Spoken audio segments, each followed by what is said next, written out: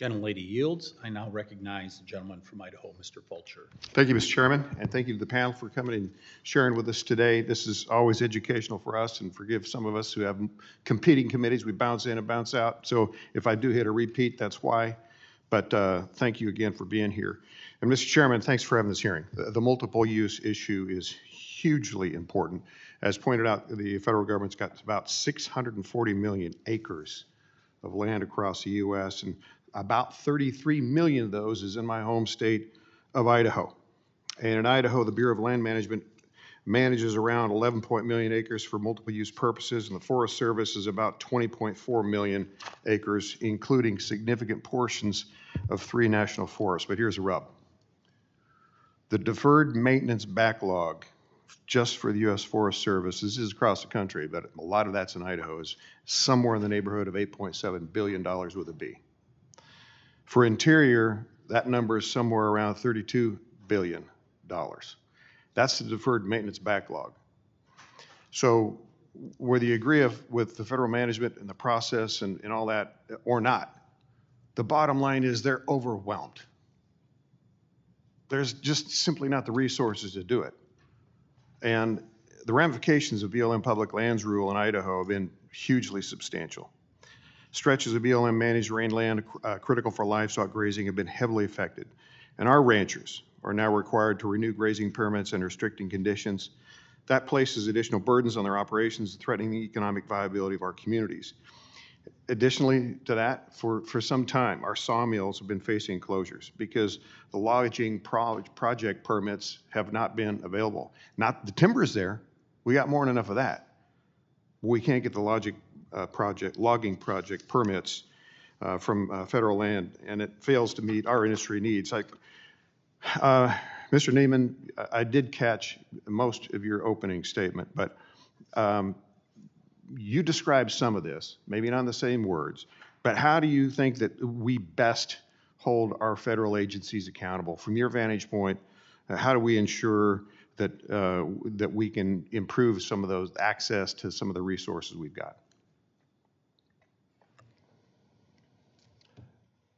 One of the things I'd look really hard at, and thanks for a very important question, one of the solutions I would use would be good neighbor authority.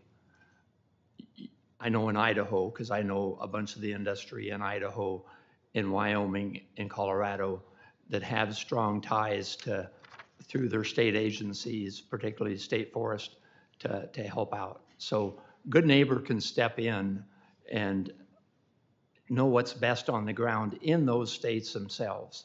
So I would love to see in this transition that we're going through right now that more authority is given to the states to step in and treat those lands, because they know what's best. They're the ones that have to deal with the fires and the insects. We are in the middle of a catastrophe right now nationwide in all the western states of overstocked lands of fuel loads on the forest, and it's almost needs to be acted as an emergency, and that means we need more timber sales. And we can't do that without the existing forest products industry. If they go away, you have less tools in the toolbox for the Forest Service to treat it. So we've got to have new thinking going on here. So we had about, to your point, we had about 1 million acres go up, just under 1 million acres of wildfire this last year, just in Idaho in the last year. So that's to your point. And I'll just also say, because I'm going to run out of time for questions, I'll submit those in writing, but I want to give you a follow-up on the Good Neighbor Authority. We do use that heavily in Idaho. Last Congress, I launched that again to include counties and tribes to be authorized for that. And that got through the House, but not the Senate. So we're going to try that again. And I think we will get that done. So we're going to get that expanded. I've got just a little bit left here, so I'm going to jump to Mr. Canterbury. What steps do you believe that Congress should be taking to protect grazing rights? What's the best thing we can do for you? Thank you, Congressman. And as stated in my testimony, I think you all have an obligation for oversight on our agency folks. Make certain that they're following through with the guidance that you have given them, and they're not leaving the reservation and going on their own. Thank you for that. Point well taken. And I would add, there's some lawsuit issues we also have to deal with, but that's for another time of testimony because I'm out of time. Mr. Chairman, I yield back. Gentleman from Idaho yields. I now recognize the gentleman